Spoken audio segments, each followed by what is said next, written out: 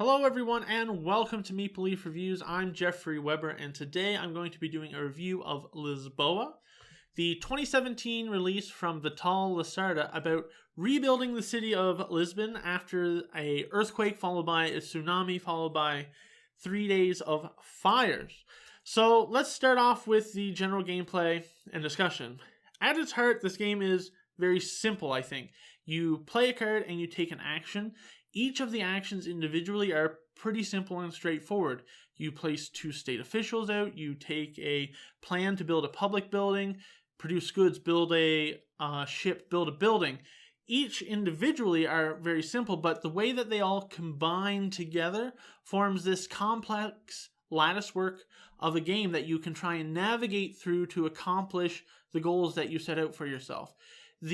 Where some other games would have a simple formula of just go here, take this, go here, and turn it in, you can kind of pick and choose how you want to get things done in this game. So if you want to gain money, you could sell goods to ships. You could potentially use some influence to gain a few extra bucks when paying the cost. Some building locations give you money before having to pay the cost for them there, as well as being able to tuck a treasury card in your tableau would also give you some money from the treasury. So just something simple as gaining cash in this game, there's a myriad of ways that you can go about doing it. And I like that. I like being able to try and combine them in different ways to achieve an end goal rather than always having to follow the same formula of 1 + 1 = 2 to get things done. And that's the same for all aspects of this game. It's not just money that has multiple ways of getting it. Everything has at least 2 different ways of achieving that goal in this game. So it's a huge options and possibilities of how you combine these what are at their core very simple actions. The other thing that this game has in spades is tableau building. You have a personal tableau in front of you and you're going to be building up 4 different aspects of it. You're going to be collecting rubble from the earthquake and the fire and the tsunami, and you're going to be building and upgrading your warehouse, which allows you to store more of each type of goods, as well as increase the number of cards that you can play into your tableau, which indicate any special abilities that you might get, as well as influence that you'll gain when you gain influence. There's also the buildings that when you build them out, they uncover more abilities on your player mat, as well as clergy tiles, which have very powerful abilities that you're going to be able to gain up to 4 of them and mix and match and have kind of a unique special powers that you're going to be able to use throughout the game. Now, I said that when you take an action in this game, you play a card. The interesting thing that this game does, rather than just drawing a new card from a deck at the end, instead of it being random, there's 4 different types of cards and each deck has the top card face up. So you're going to be able to pick and choose which one you want to draw, and it gives you a lot more control and a lot more stewardship of your strategy as you go through the game.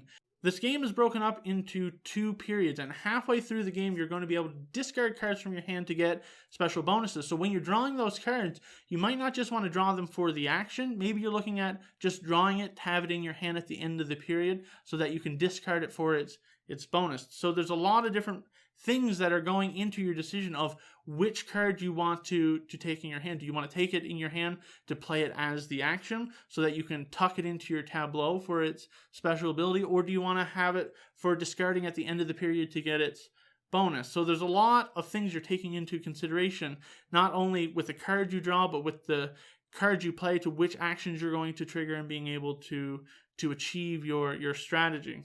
Now, the pacing for this game, I want to compare it a little bit to Vinhos, where in Vinhos, you know how many actions before the end of the game. So it's like a clock that you can always see ticking, so the pressure is always on. This game does it a little bit differently, and I like it a little bit more where at the beginning of the game, you don't see things progressing very quickly, so you feel like you have time to set up a strategy and start implementing it. And then once the first end of period comes, people's engines are ticking along a little bit better, and then you can start feeling the pressure of, okay, I would need 4 more actions. Am I going to get 4 more, or am I only going to get 3? And then the pressure starts building. So you have this nice progression of setting up a strategy followed by the pressure at the end of the game of, am I going to be able to get everything done that I want to do? Now, for player count, I've played this at 2 and 3 players. I've enjoyed it at both player counts. I'd happily play it at either. I feel with 3 players, the difference is you're able to have more opportunities to follow other people's actions. The player interaction in this game has to do with people manipulating the treasury value, which indicates the extra money you have to pay when building a building, as well as how much money you're going to get when you tuck a treasury card in your tableau. That also influences how much extra or how much of a discount and influence you're going to have to spend when taking an action at the royal court, as well as how many people's state officials are at a particular royal court can really increase the cost and make it costly for other players. The variability and replayability of the game.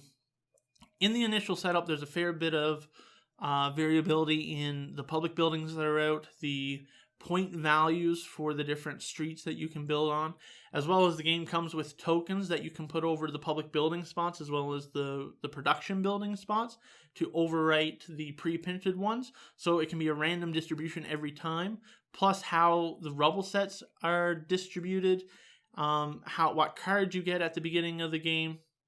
The endgame favor tiles for points are going to be different. There's a huge stack of those cards, so depending on which ones you get and are available could dictate how you play. So there's a lot of differences in how the game can be set up, but there's not that many aspects to the game. So I feel like you can't really ignore one part of the game. You're going to be doing a little bit of everything at least. But the great thing about that is you can alter your strategy not by doing radically different things, but it's about shifting your focus slightly, and that can actually have huge impact in how the game progresses. So it's not about doing radically different things every game. It's about how can I subtly shift my focus to this for this portion of the game and then swing it back over here to get a different game experience. So every time I play, I feel like I'm playing a different game and trying to do different things in the game. So on to my final thoughts and rating for Lisboa. Now, I rate on a 1 to 6 scale. I have really enjoyed this game. This is probably my favorite Vital game to date. It's one of my favorite games from 2017. I'm giving this game a 6 out of 6. I like the way it makes me have to think about things. I like that it gives me this maze, this network of actions, and I can pick and choose how I want to navigate through the game and the actions to do what I want to do, as well as how clever can I be, how can I shift focus throughout the game to achieve different things. I like the mental gymnastics that the game forces me to have to do, and the non-linear thinking that it encourages. So overall, I really enjoy this game. I would highly recommend it. So that's my review of Lisboa. If you liked it, don't forget to go down and hit the like button, subscribe to my YouTube channel, and we'll see you guys next time.